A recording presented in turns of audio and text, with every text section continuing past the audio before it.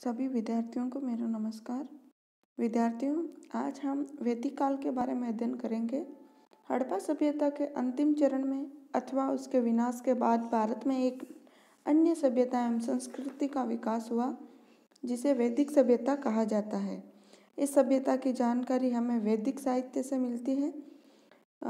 इस सभ्यता एवं संस्कृति के संस्थापकों को ऋग्वेद में आर्य कहा गया है।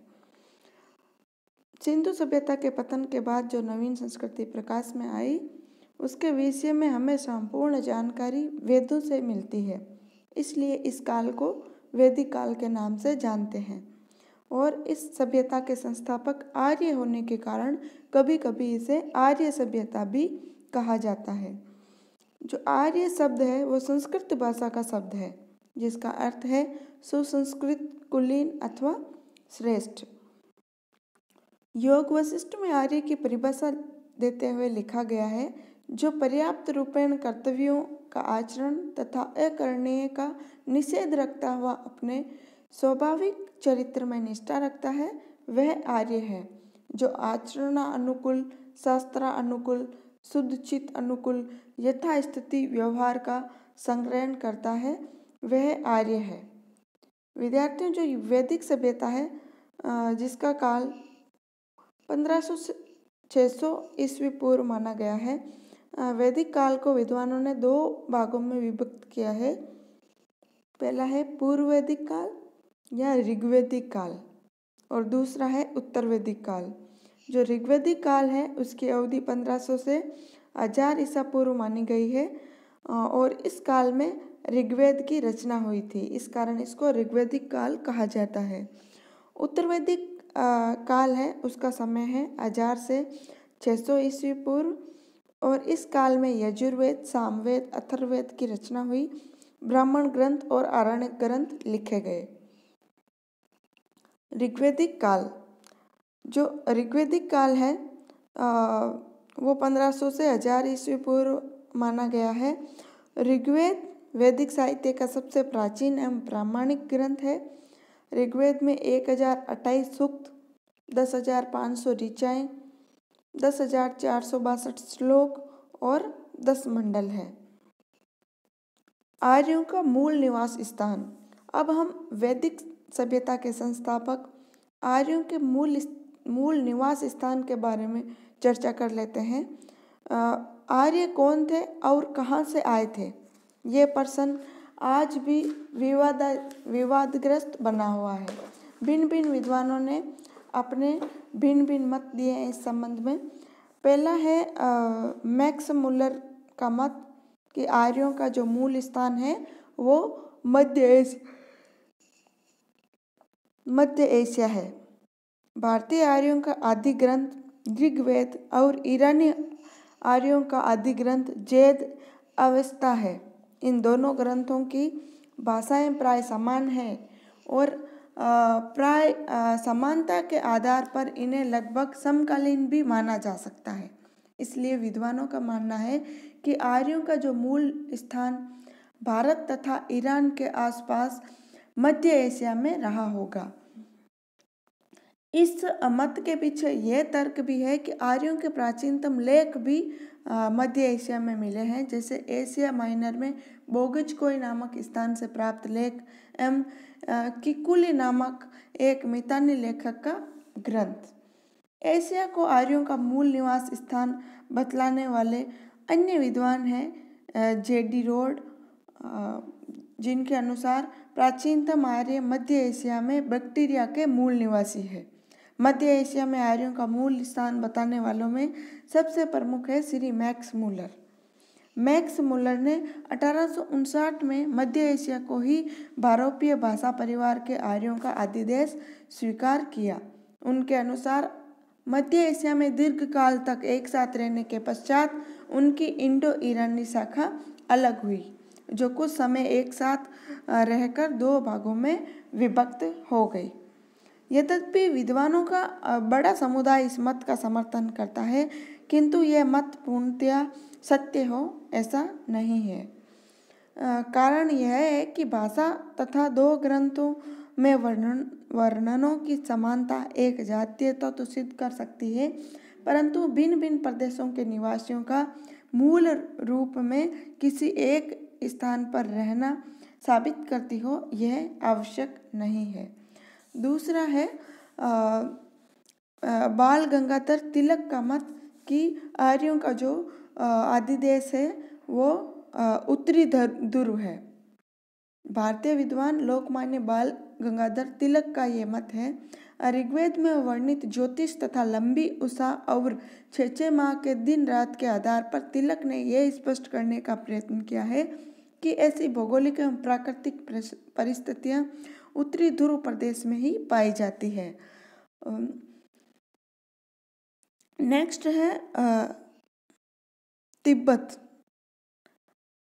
दयानंद सरस्वती का कहना है कि जो आर्यों का जो मूल स्थान है, मूल निवास स्थान, वो तिब्बत क्षेत्र रहा है। वहीं गंगानाथ झा का कहना है कि आर्यों का जो मूल निवास स्थान है वो ब्रह्म ऋषि देश है। ब्रह्म ऋषि प्रदेश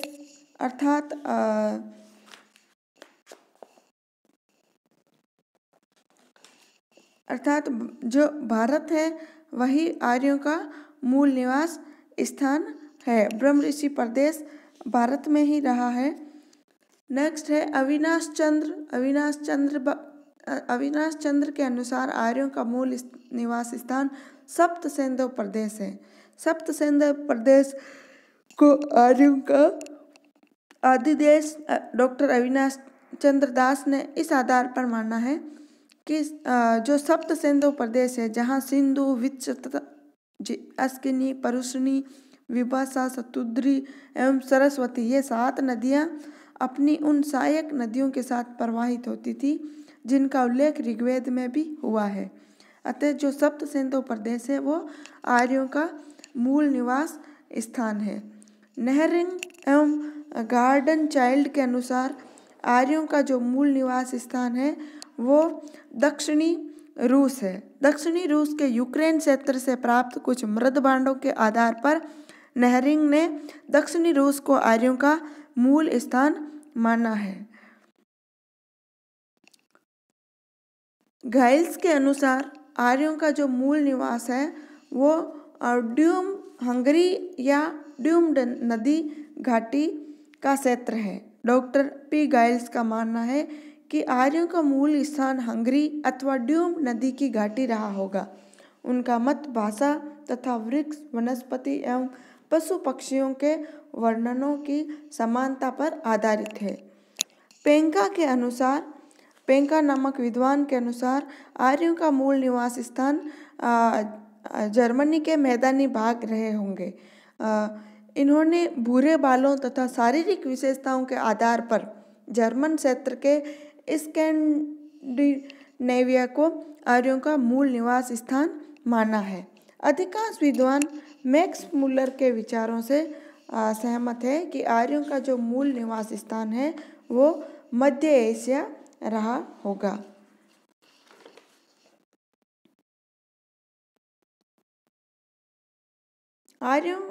ऋग्वैदिक आर्यों की जो महत्वपूर्ण नदी थी वो थी सिंधु और सर्वाधिक पवित्र नदी सरस्वती थी। इसको नदीतमा कहा जाता था। नदीतमा अर्थात नदियों में प्रमुख। गंगा का उल्लेख ऋग्वेद में 1 बार तथा यमुना का उल्लेख 3 बार होता है। सरस्वती और सरस्वती नदियों के मध्य पवित्र प्रदेश को ब्रह्मवर्त कहा गया है।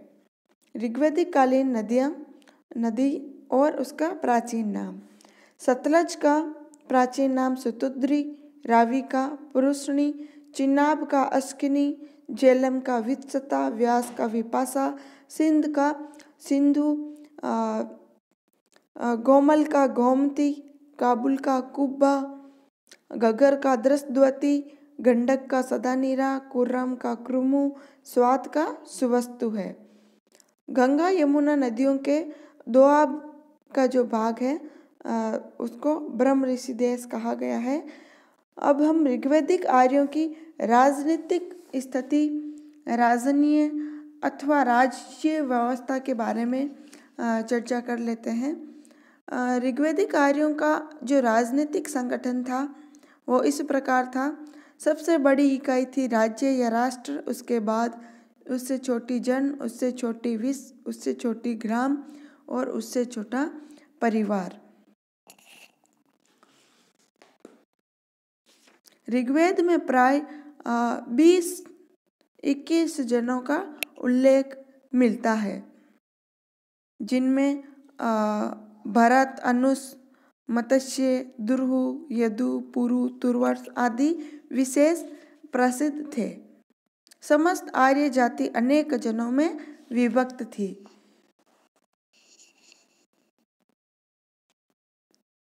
जन से जो छोटी इकाई थी वो थी विस। वैदिक काल में आर्यों के राजनीतिक संगठन की जो मूल इकाई थी वो थी गृह या कुटुंब। आर्यों का कौटुंबिक जीवन सुसंगठित था। कुटुंब का बड़ा बूढ़ा गृहपति होता था। कुटुंब से जो बड़ी इकाई होती थी वो ग्राम कहलाती थी। एक ग्राम में कई कुटुंब बसे होते थे। ग्राम के अधिकारी को ग्रामणी कहा जाता था। कई ग्रामों के समूह से विस नामक इकाई बनती थी। विद्वानों के अनुसार विस आजकल की तहसील के समान रही होगी। विस के अधिकारी को विसपति कहा जाता था। कई विस मिलकर जन बनते थे। जन इकाई का जो अधिकारी होता था वो गोप अथवा रक्षक कहलाता था।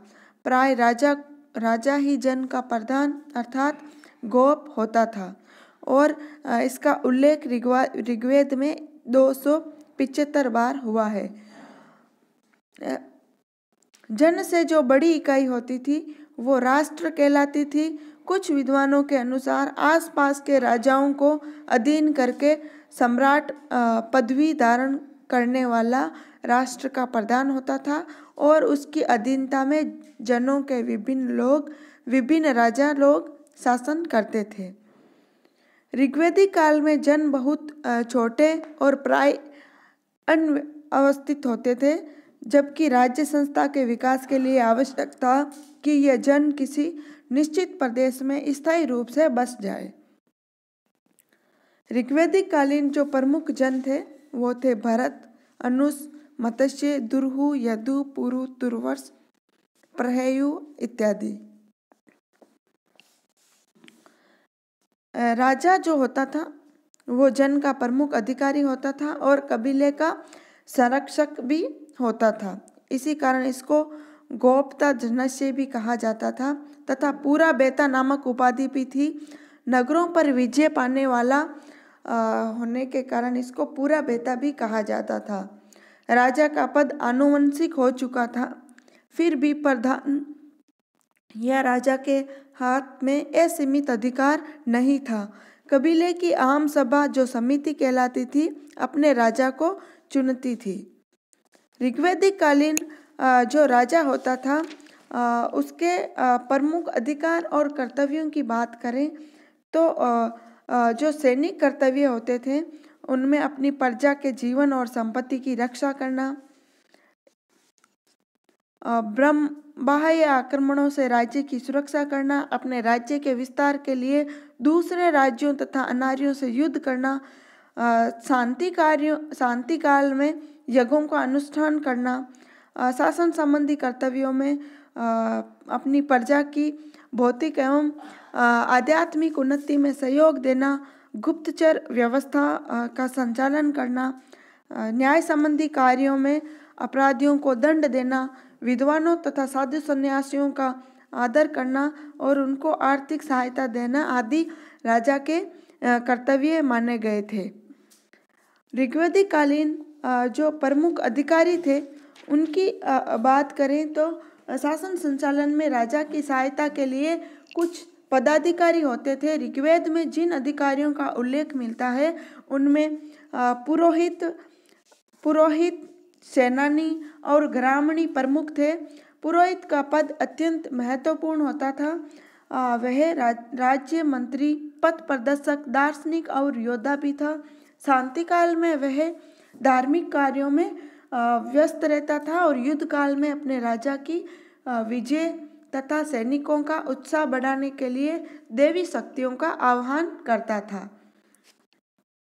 वस्तुतः ऋग्वैदिक पुरोहित से ही कालांतर में राज्य मंत्री के पद का विकास हुआ। सेनानी अथवा सेनापति राज्य की सेना का प्रधान होता था। युद्ध में सैन्य संचालन का उत्तरदायित्व उसी का होता था। वह अपनी देख रेख में सैनिकों के प्रशिक्षण की व्यवस्था करता था। ग्रामणी जो होता था वो ग्राम का मुखिया होता था। वह गांव में राजा का प्रमुख सैनिक एवं असैनिक अधिकारी होता था। अन्य पदाधिकारियों की बात करें तो सूत, रथखार, करमार आदि अन्य पदाधिकारियों के नामों का भी उल्लेख मिलता है। ऐसा अनुमान है कि ये लोग व्यावसायिक औद्योगिक वर्ग के प्रतिनिधि रहे होंगे। अन्य पदाधिकारियों में पुरूप, स्पस, दूत आदि मुख्य थे। सभा और समिति। ऋग्वैदिक कालीन राज्य व्यवस्था में सभा और समिति का महत्वपूर्ण स्थान था। ये दोनों संस्थाएं राजा को शासनिक सलाह देने और उस पर नियंत्रण रखने के लिए होती थी। जो समिति होती थी वो समस्त प्रजा की संस्था होती थी या जनसाधारण की संस्था थी। समिति का सभापति ईशान कहलाता था। ये एक परामर्शदात्री संस्था थी। राजा का निर्वाचन करती थी और उस पर अंकुश लगाने का कार्य करती थी और आधुनिक लोकसभा के जैसी थी। वहीं सभा वरिष्ठ जन अथवा प्रतिष्ठित लोगों की संस्था थी और यह राज्यसभा के जैसी होती थी। दोनों शासन कार्य चलाने में सहायता देती थी तथा राजा की शक्तियों पर अंकुश रखती थी। इसकी उत्पत्ति ऋग्वेद के उत्तर काल में हुई थी। विद आर्यों की सर्वप्राचीन संस्था थी। इसको जनसभा भी कहा जाता था। उत्तर वैदिक काल में इसका उल्लेख नहीं मिलता। सैन्य संगठन। सेना में पैदल और रथों का महत्व था। ऋग्वेद में श्रेष्ठ, वात्र, व्रात्र और गण आदि शब्दों के प्रयोग से विद्वानों का अनुमान है कि सेना में इकाइयों का अस्तित्व रहा होगा और उपयुक्त नाम इन्हीं इकाइयों के रहे होंगे। धनुष, बाण, बर्छी, भाले, फरसे, तलवार आदि हथियारों का प्रयोग होता था। राजा सर्वोच्च सेनापति होता था। युद्ध नीति मूलतः आक्रामक थी, परंतु कभी कभी उन्हें रक्षात्मक नीति भी अपनानी पड़ती थी। न्याय व्यवस्था की बात करें, ऋग्वैदिक कालीन न्याय व्यवस्था, तो ऋग्वैदिक काल में न्याय व्यवस्था, विधि संग्रह तथा विधि के कार्यान्वयन के संबंध में पर्याप्त जानकारी नहीं मिलती। राज्य में समस्त सत्ता का जो केंद्र बिंदु राजा होने के कारण राजा ही प्रधान न्यायाधीश भी होता था। ऋग्वेद में बहुत से दंडनीय अपराधों का उल्लेख मिलता है, जिनमें चोरी, डकैती, सेंध लगाना, जानवरों की चोरी करना, धोखेबाजी जैसे भाई बहन का विवाह, ऋण न चुकाना इत्यादि का उल्लेख है। अपराधों के लिए राज्य की ओर से क्या दंड दिया जाता था, इस संबंध में बहुत कम उदाहरण मिलते हैं। मृत्युदंड अधिकतर प्रचलित नहीं था। बहुत कम अवसरों पर ही ये सजा दी जाती थी। विद्वानों के अनुसार मारे गए लोगों के संबंधियों को धन देकर समझौता किया जाता था, अर्थात प्राणघात के लिए द्रव्य देने की प्रथा प्रचलित थी। एक व्यक्ति को सत्यदाय कहा जाता था क्योंकि उसकी जान की जो कीमत थी वो 100 गाय थी। न्यायाधीश पर्सनविना कहलाता था। गांव में अपराधों के मामलों को निपटाने हेतु पंच मध्यस्थ बनकर फैसला करते थे। अपराधों का पता लगाने के लिए उग्र अर्थात पुलिस होते थे। अब उत्तर वैदिक कालीन राजनीतिक व्यवस्था या राजनीति के बारे में चर्चा कर लेते हैं। जो उत्तर वैदिक कालीन काल था वो 1000 से 600 ईस्वी पूर्व माना गया है। भारतीय इतिहास में उस काल को, जिसमें सामवेद, यजुर्वेद एवं अथर्ववेद तथा ब्राह्मण ग्रंथों, आरण्यकों एवं उपनिषदों की रचना हुई, उसको उत्तरवेदिक काल कहा जाता है। इस काल की जो प्रमुख विशेषता है वो है चित्रित धूसर मृदभांड। प्रचलित जो मृदभांड थे वो लाल मृदभांड थे। इस काल का जो मुख्य केंद्र था आर्यों का वो था मध्य देश, जिसका प्रसार हिमालय से विंध्याचल तक था। इस काल में पुरु और भरत कबीला मिलकर कुरु तथा तुर्वस और कृवि मिलकर पांचाल कहलाए। कुरु, पांचाल, काशी तथा विदेह प्रमुख राज्य थे और इस काल का सर्वाधिक विकसित राज्य पांचाल था। राजनीतिक व्यवस्था में पहला बिंदु है राज्य। जन राज्यों के स्थान पर जनपद राज्यों की स्थापना हो गई। आर्य जनों में स्थिरता आ गई तथा वे स्थायी रूप से क्षेत्र विशेष में बसने लगे। तब वे क्षेत्र विशेष से संबंधित जनपद कहलाने लगे, अर्थात राज्यों का निर्माण भौगोलिक आधार पर होने लगा। कुरु, पांचाल, गांधार, केके, मद्र, काशी, कौशल, कलिंग, अवंती, विदेह, मगध आदि उत्तर वैदिक कालीन प्रमुख राज्य थे। उत्तर वैदिक कालीन जो राजा था, राजा बड़े बड़े राज्यों के निर्माण के फलस्वरूप उत्तर वैदिक काल में राजा की शक्ति और प्रतिष्ठा में वृद्धि हो गई। राजनीतिक राजतंत्र ही इस काल में शासन का आधार था। कहीं कहीं गणराज्य पद्धति भी उल्लेखित है। ऐतरेय ब्राह्मण में तत्कालीन विभिन्न शासन विधियों का वर्णन मिलता है। इसके अनुसार प्राची दिशा अर्थात पूर्व के जो राजा हैं उनका साम्राज्य के लिए अभिषेक होता है और वे सम्राट कहलाते हैं। दक्षिण दिशा में सतवत राज्य का शासन भोज्य है और उसके शासक भोज्य या भोज कहलाते हैं। पश्चिम दिशा में नीचे आदि राज्यों में स्वराज्य शासन है और वहाँ के शासक सम्राट कहे जाते हैं। उत्तर दिशा के हिमवत क्षेत्र में स्थित उत्तर कुरु एवं उत्तर भद्र राज्यों में वैराज्य शासन प्रणाली है और वहाँ के शासक विराट कहलाते हैं। मध्य देश में स्थित कुरु, पांचाल में राज्य शासन विधि है और उनके शासकों का राजा के पद पर अभिषेक होता है। इस तरह 5 प्रकार साम्राज्य, भोज्य, स्वराज्य, वैराज्य और राज्य की शासन विधियों का उल्लेख ऐतरेय ब्राह्मण में मिलता है। सभा एवं समिति इस समय भी राजा की निरंकुशता पर रोक लगाती थी, हालांकि इनका महत्व कम हो गया था। इस काल के जो शासक थे उत्तर वैदिक के काल के राजा, वो अनेक प्रकार के यज्ञों का, बड़े बड़े यज्ञों का आयोजन करने लगे, जिनमें राजसूय यज्ञ जो कि राजा के राज्याभिषेक हेतु किया जाता था। इस अनुष्ठानिक यज्ञ से प्रजा को यह विश्वास हो जाता था कि उनके सम्राट को दिव्य शक्ति मिल गई है। सोम पिया जाता था तथा राजा रत्नियों के घर जाता था। अश्वमेध यज्ञ, इस यज्ञ में राजा द्वारा छोड़ा गया घोड़ा जिन जिन क्षेत्रों से बिना किसी प्रतिरोध के गुजरता था, उन सभी क्षेत्रों पर राजा का एक छत्र राज्य स्थापित हो जाता था, अर्थात ये शक्ति का द्योतक था। राजकीय यज्ञों में सर्वाधिक प्रसिद्ध और महत्वपूर्ण यज्ञ था अश्वमेध यज्ञ। वाजपेय यज्ञ, इस यज्ञ में राजा रथों की दौड़ का आयोजन करता था, जिनमें राजा को सहयोगियों द्वारा विजयी बनाया जाता था। यह खाद्य एवं पान से संबंधित था। अग्निष्टोम यज्ञ, इसमें सोम पीसा जाता था तथा अग्नि को पशु बलि दी जाती थी। इस यज्ञ से पूर्व याज्ञिक व उसकी पत्नी 1 वर्ष तक सात्विक जीवन व्यतीत करती थी। पुरुषमेध यज्ञ, जिसमें मानव बलि दी जाती थी।